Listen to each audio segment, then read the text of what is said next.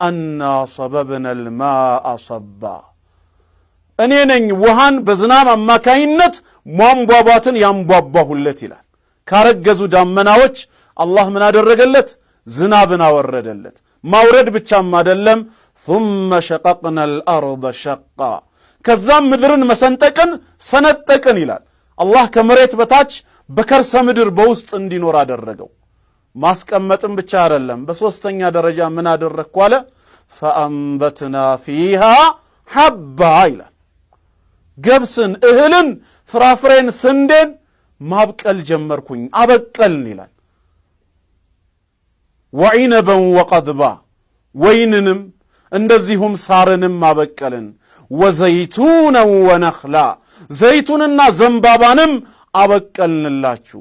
ወሐዳኢቀ ጉልባ ጭፍቅ አትክልቶችን ይሄን ሁሉ ለናንተ ነው ያበቀልኩላችሁ። ዓላማና ግቡም መታዐን ለኩም ወሊአንዓሚኩም ለናንተም ለቤት እንስሳዎቻችሁም መጠቃቀሚያ ይሆን ዘንድ ይላል።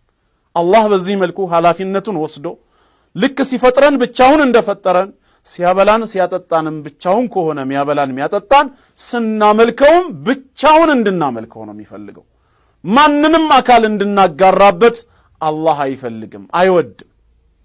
ሙዓዝ ኢብኑ ጀበል ረዲየላሁ ዐንሁ ሲናገር ምን ይላል?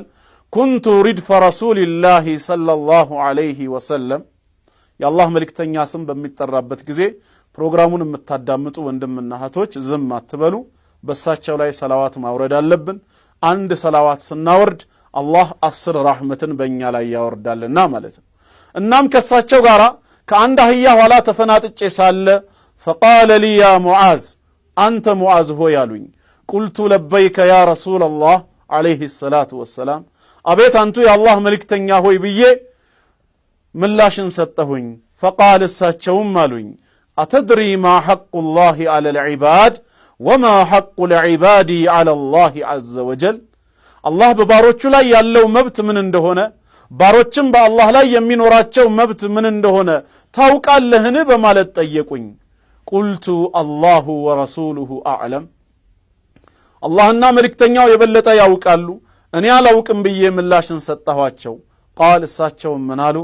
ሐቁ ላህ ዐላ ዒባዲሂ አላህ በባሮቹ ላይ ያለው መብት አሉ አን ያዕቡዱህ እሱም በብቸኝነት እንዲገዙት እንዲያመልኩት ነው።